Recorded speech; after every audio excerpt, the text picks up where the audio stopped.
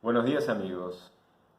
Sin querer, tratando de evitar caer en un lugar común, me gustaría con ustedes intentar una reflexión acerca de esta pandemia que se manifiesta como una amenaza de enfermarnos y morirnos, cuyo alcance es el mundo entero.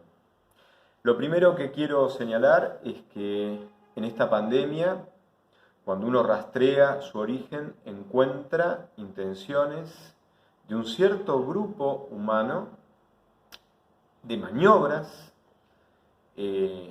concordantes con esas intenciones que producen esta mutación, que es este virus, a sabiendas de la capacidad enorme de contagio que este virus conlleva, más allá de que en los casos en donde las personas afectadas sean personas con muy buena salud y buena aptitud física, esto no va a pasar de ser una gripe fuerte, pero en el fondo el origen de este virus, que se multiplicó hasta convertirse en una pandemia, tiene un origen humano, tiene un origen en intenciones humanas, o quizás mejor decir, en intenciones inhumanas, tomadas como decisión por cierto grupo humano. Entonces, de este otro lado estamos nosotros, pero no porque estemos excluidos de responsabilidades o porque seamos mejores o porque seamos más buenos. Simplemente, de este otro lado estamos quienes ahora, en Buenos Aires, en la Argentina, estamos bajo una cuarentena y tenemos que reaccionar. Se manifiestan, dentro del horizonte de posibilidad de todas las reacciones humanas, se manifiestan ciertas reacciones. Quizás ciertas personas desesperan y acaparan todas las provisiones posibles sin pensar ni siquiera si al hacer eso deja sin provisiones a otras personas. Aparecen reacciones de una desesperación individualista brutal. Podemos pensar que estas reacciones, en el fondo, a lo mejor están ilustrando cierta manera de vivir, que no es accidental y que no es infrecuente, sino que a lo mejor es uno de los ejes dominantes que muestra la escala de percepciones, de valores en la cual se mueve en general la vida humana desde ciertos hechizos y desde ciertas tentaciones. Estamos en una época en donde muchísima gente desespera por lograr ser sí misma en la vida, y lograr ser sí misma está muchas veces interpretado a la luz de un desarrollo del propio poder, gracias al cual se llegaría a un bienestar total e inamovible. De hecho, proliferan voceros que dictan cursos de desarrollo personal, prometiendo el hallazgo en uno mismo de un poder ilimitado, gracias al cual se llega a un bienestar que es casi absoluto. Esta es una marca de nuestros tiempos que la pandemia viene a poner en crisis, porque la pandemia, bajo la amenaza de enfermarnos y morirnos, nos viene a hacer despertar a que tenemos límites y a que nuestro poder es precario, por lo menos desde el punto de vista biológico. Podemos morir de un virus. Eso, de alguna manera, nos vuelve a recordar que parte de nuestra condición humana se lee desde nuestra finitud, desde nuestra precariedad, desde nuestra fragilidad.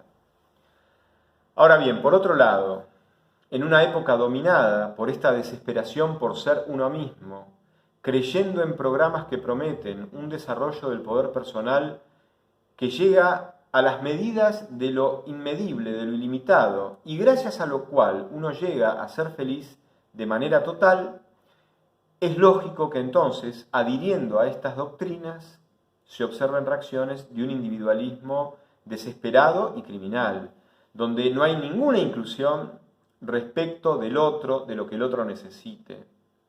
Porque por supuesto, estas doctrinas intentan enseñarnos, intentan que creamos que en nosotros está la totalidad, que en nosotros está todo lo que necesitamos. No hay que buscarlo afuera, ya está en nosotros. Nosotros somos nuestros pequeños dioses de nosotros mismos. Si creemos en eso, evidentemente el papel del otro no tiene ninguna dimensión trascendental. Si en nosotros está la totalidad, la presencia del otro en la vida, en la existencia, en el mundo, en nuestras propias circunstancias, es una presencia absolutamente prescindible y secundaria.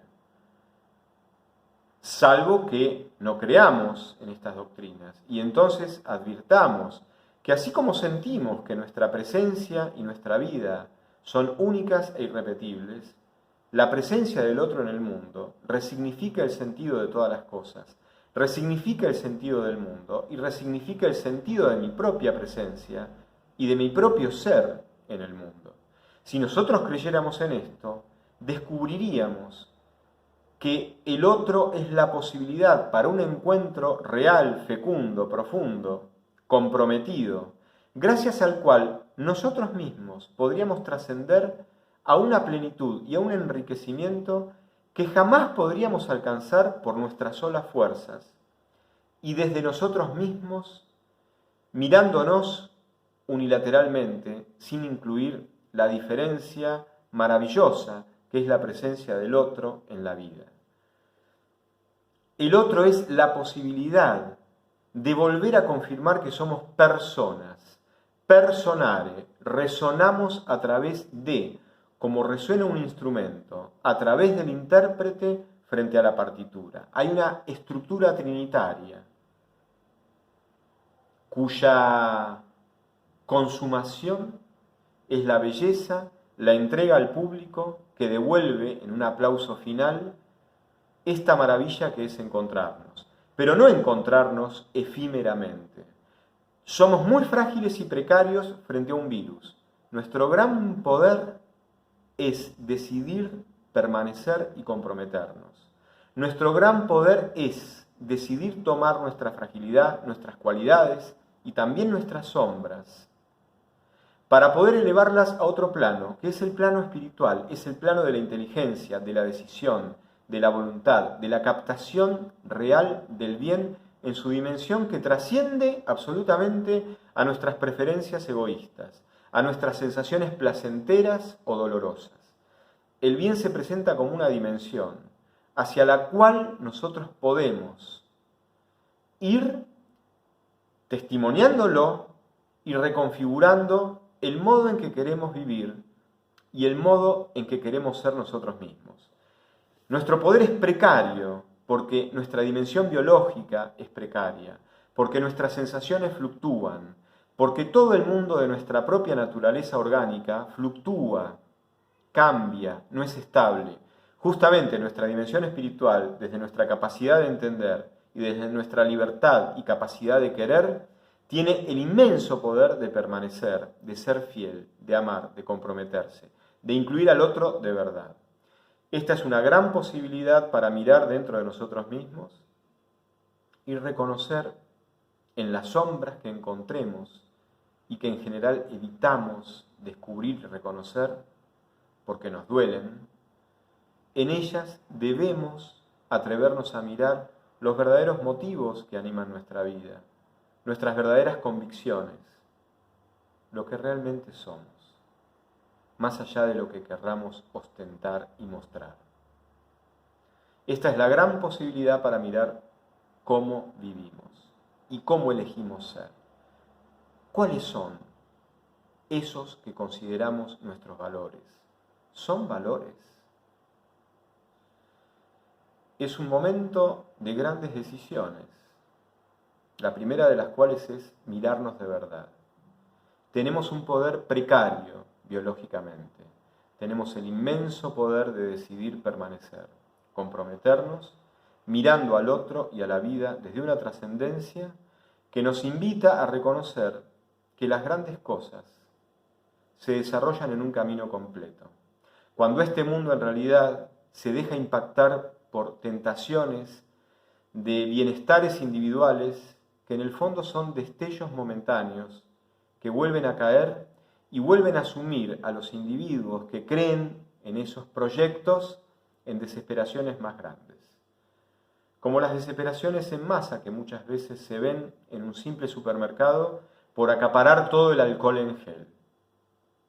Esta es la muestra de que estamos viviendo mal, esta es la gran posibilidad de sincerarnos y dar un paso heroico.